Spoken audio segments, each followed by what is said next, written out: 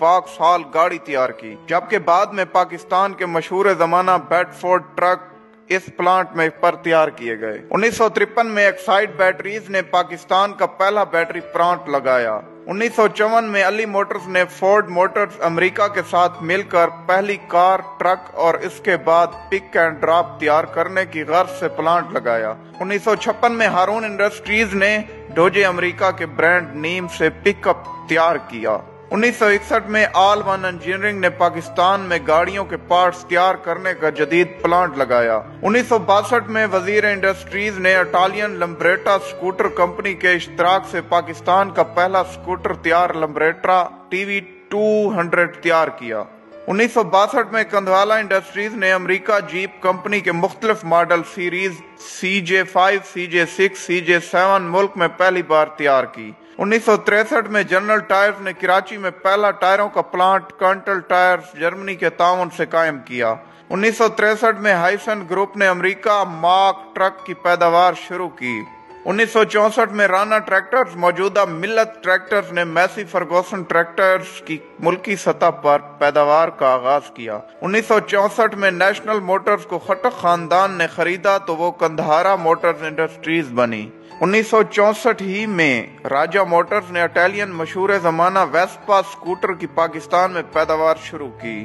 1964 atlas Autos نے پہلا Honda motorcycle کا پلانٹ لگایا۔ 1965 میں جعفر موٹرز نے مختلف آپریشنز جیسے trailer bed, ambulance, fire brigade کے لیے گاڑیاں تیار کرنے کا آغاز کیا۔ 1965 میں مانو موٹرز نے ٹویوٹا گاڑیوں کی مقامی سطح پر پیداوار کی بنیاد رکھی۔ پھر آتا ہے کہانی میں وہ موڑ جہاں سے شروع ہونے والا انٹرول آج تک ختم ہونے کا نام نہیں لیتا۔ 1972 میں تمام آٹو صنعتوں کو قومیہ کر پاکستان آٹو موبائل کارپوریشن کا نام دیا گیا۔ علی موٹرز کو عوامی موٹرز، وزیر اعلیٰ انجینئرنگ کو سندھ انجینئرنگ، ہارون انڈسٹریز کو ریپبلک موٹرز، گندھارا موٹرز کو نیشنل موٹرز، کندھوالا موٹرز کو نیا دور موٹرز، ہائسن کو مارک ٹرک، جعفر موٹرز کو ٹریلر ڈیولپمنٹ کارپوریشن کا نام دیا جاتا ہے، جبکہ رانا ٹریکٹرز کو ملت ٹریکٹرز کا نام دے کر پاکستان ٹریکٹرز کارپوریشن کا ادارہ قائم کیا گیا۔ معذرت کے ساتھ بھٹو صاحب بھی کسی کے منصوبوں پر اپنی تختی لگاتے رہے،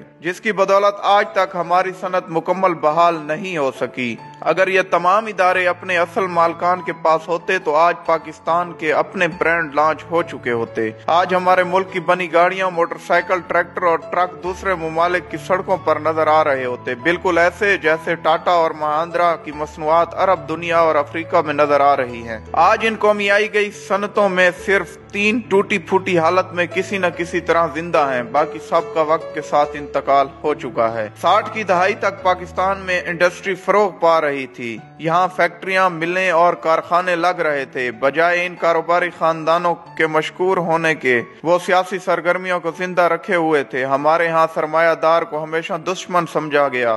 رہی صحیح کسر بھٹو کے سوشلزم کے خواب نے پوری کر دی۔ ہمارے ہاں نظمیں پڑھی جانے لگیں چھینو مل لٹیروں سے۔ چنانچہ ایک دن بھٹو صاحب نے نیشنلائزیشن کے ذریعے یہ سب کچھ چھین لیا۔ لوگ رات کو سوئے تو بڑے وسیع کاروبار کے مالک تھے، صبح جاگے تو سب کچھ ان سے چھینا جا چکا تھا۔ بھٹو نے 31 صنعتی یونٹ، 13 بینک، 14 انشورنس کمپنیاں، 10 شپنگ کمپنیاں اور 2 پیٹرولنگ کمپنیوں سمیت بہت کچھ نیشنلائز کیا۔ اسٹیل مل کارپوریشن آف پاکستان ان کے جائز مالکان سے چھین لیا گیا۔ مزدوروں اور ورکرز کو خوش کرنے کے لیے سوشلزم کے نام پر یہ واردات اس بےہودہ طریقے سے کی گئی۔ شروع میں کہا گیا حکومت ان صنعتوں کا صرف انتظام سنبھال رہی ہے، جبکہ ملکیت اصل مالکان ہی کی رہے گی۔ پھر کہا گیا ان صنعتوں کے مالک بھی حکومت ہوگی۔ پہلے کہا گیا کسی کو کوئی ذرہ تلافی نہیں ملے گا، پھر کہا گیا دیا جائے گا، کبھی کہا گیا مارکیٹ ریٹ پر دیا جائے گا، پھر کہا گیا ریٹ کا تعین حکومت کرے گی۔ عمران خان کے مشیر رزاق داؤد کے دادا سیٹھ احمد داؤد کو جیل میں ڈال کر ان کا نام ECL میں ڈال دیا گیا۔ بعد ازاں وہ مایوس ہو کر امریکہ چلے گئے اور وہاں تیل نکالنے کی کمپنی بنا لی۔ اس کمپنی نے امریکہ میں تیل کے 6 کنویں کھودے اور کامیابی کی شرح 100% رہی۔ آج ہمارا یہ حال ہے کہ ہم تیل کی تلاش کی کھدائی کے لیے غیر ملکی کمپنیوں کے محتاج ہیں۔ صادق داؤد نے بھی ملک چھوڑ دیا، وہ کینیڈا شفٹ ہو گئے۔ ایم اے رنگون والا بہت بڑا کاروباری نام تھا، وہ رنگون سے ممبئی آئے اور قیام پاکستان کے وقت سارا کاروبار لے کر پاکستان آ گئے۔ وہ یہاں 1 یا 2 نہیں 45 کمپنیاں چلا رہے تھے۔ انہوں نے بھی مایوسی और परेशानी में मुल्क छोड़ दिया और मलेशिया चले गए। गर्ज ये कि तमाम इन्वेस्टर जिन्हें आज हम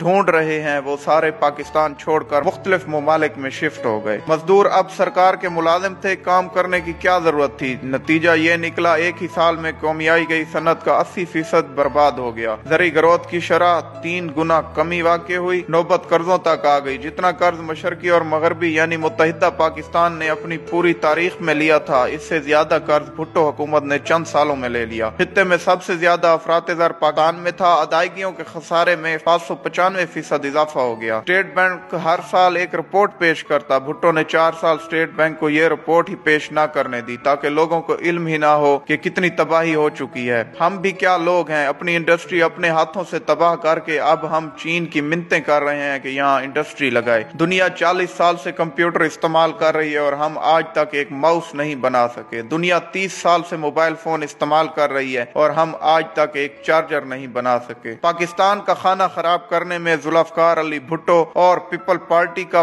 पूरा हाथ है और भुट्टो के बाद जो करप्ट सियासतदान हमारे मुल्क पर हुकूमत करने लगे उनका भी बराबर का हाथ है। वस्सलाम।